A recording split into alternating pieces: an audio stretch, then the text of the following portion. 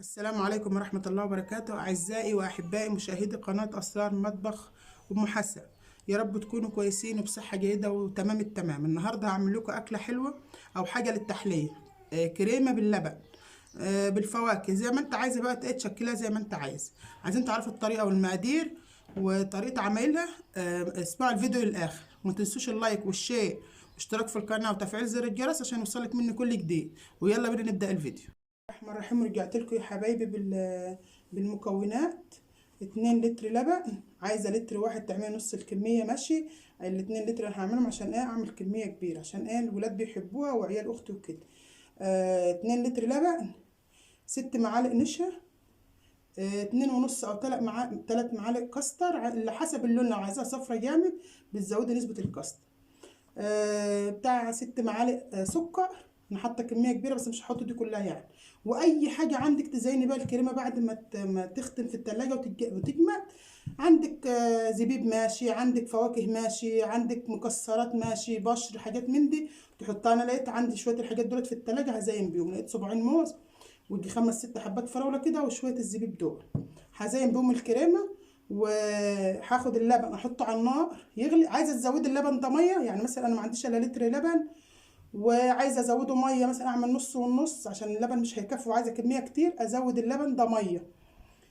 عايزه مثلا الولاد يستفادوا بيه تبقى الكميه كلها لبن تعمليها كلها لبن. انا هعمل 2 لتر لبن. الكوز ده مدرج، الدرق ده مدرج اهو. 2 ده كده 2 لتر لبن ماشي. هودي اللبن على النار واحط عليه السكر واسيبه لما يغلي. انا غلياه ومبرداه عشان هو لو مغلاش معايا ما يبقاش فيه ميكروبات ولا حاجه. انا غلياه ومبرداه. هحطه يسخن على النار هو والسكر مع بعض.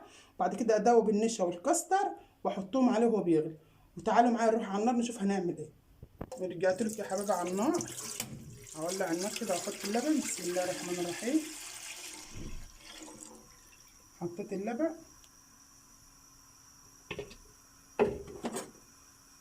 واحط السكر زي ما قلت لكم. مش هحط الكميه دي كلها طبعا، وانت حسب ما انت عايزه التحليه بتاعتك يعني.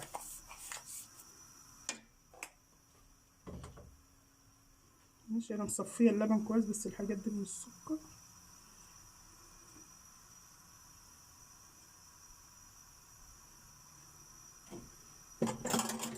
هبدا ادوب السكر. وبعدين لما تحط النشا والحاجات دي تبقى ايدك في وانت بتقلبي كده تبقى ايدك فيه. عايزه تزودي الكميه، عايزه تزودي شويه ميه ماشي، عايزه تحطي لبن تاني ماشي، عايزه تعملي اقل من الكميه دي اللي يريحك. هدوب السكر ولما اللبن يقرب يغلي هرجع لكم تاني. اللبن بدأ يغلي اهو معايا. هاخد منه كبشه على شويه ميه باردين عشان هو ما يبقاش ساخن جامد، وادوب فيه النشا والكاستر. هحط معاكم الكاستر الاول.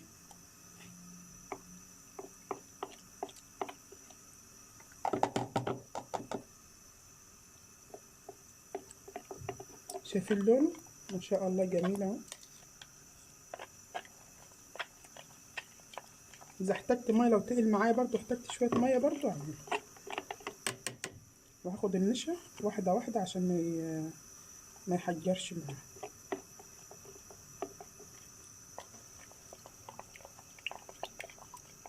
اللبن لما يقرب يغلي كده اروح موطيه عليه واقلب عليه واحده واحده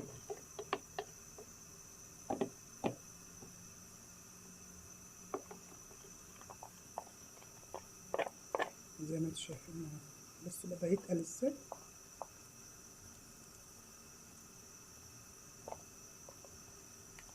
ممكن ازود شويه ميه صغيرين عشان اعرف ادوب فيه كويس. بس هو دايب اهو. هدوبه كده وانا بصب على اللبن. هرجع لكم تاني. قلت يا حبايبي بعد ما دوبت النشا والكاستر في البوله دي لوحدهم اهو. شويه ميه دافين او شويه من اللبن اللي انت عاملاه كده داب اهو. شايفين اللبن. هبدا اوطي النار عليه كده واقلب. بص سرسوب رفيع خالص وايدي معاه اهو عشان تشوفوه.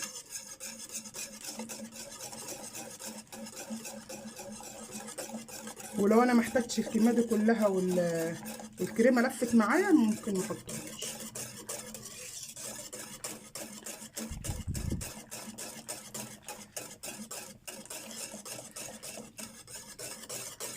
بصوا بدات تلف معايا ازاي، لا مخرزه ولا فيها حاجه. ايدك السرسوب ده ينزل على المضرب كده.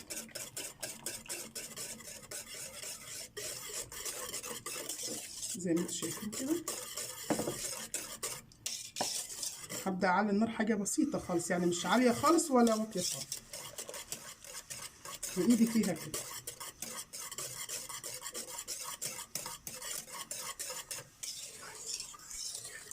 بصوا بدات تلف معايا ازاي.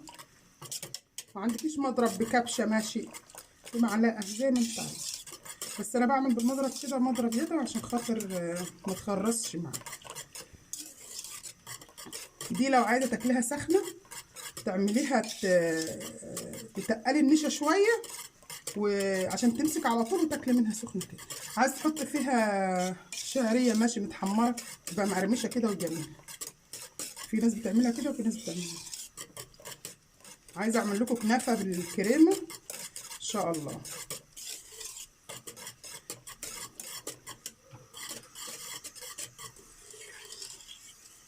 تلف معايا كده كل ما تتقل.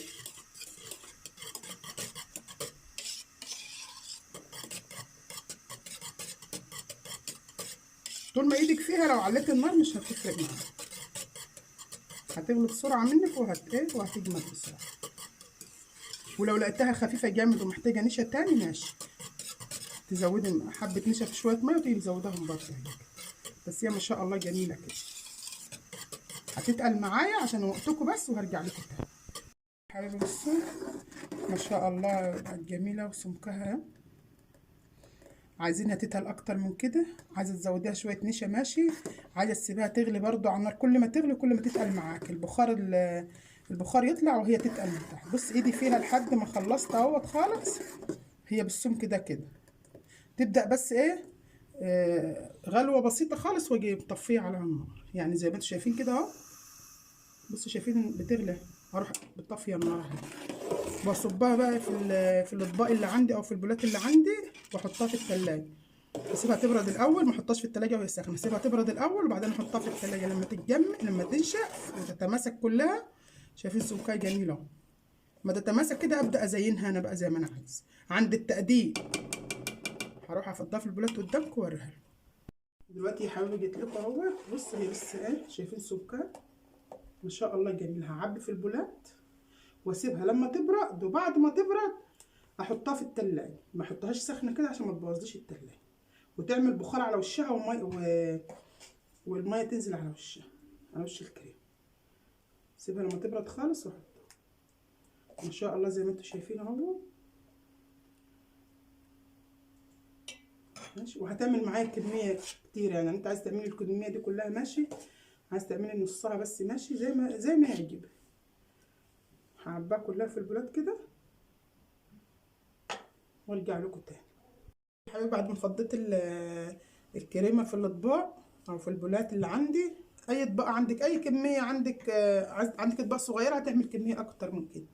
هحطها في التلاجة، هسيبها لما تبرد شويه واحطها في التلاجة، وبعد ما تجمد معايا هزينها. مش هزينها وهي سخنه كده لان بتضيع طعم الفواكه والحاجات اللي بحطها عليها، بحطها عليها وهي برد، وهتبرد وتتجمد كده وارجع لكم تاني.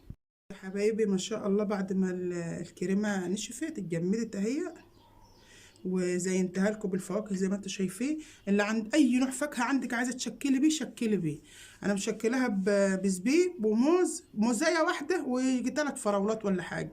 اي بقى عندك في التلاجة فواكه او عندك مثلا مكسرات او كلام من ده هتزيني بيه. ما شاء الله جميله وناشفه. بص ماسكه نفسها خالص اهي ماشي. وبالهنا والشفا. ما تنسوش اللايك والشير والاشتراك في القناه عشان يوصلكم مني كل جديد. والسلام عليكم ورحمه الله وبركاته.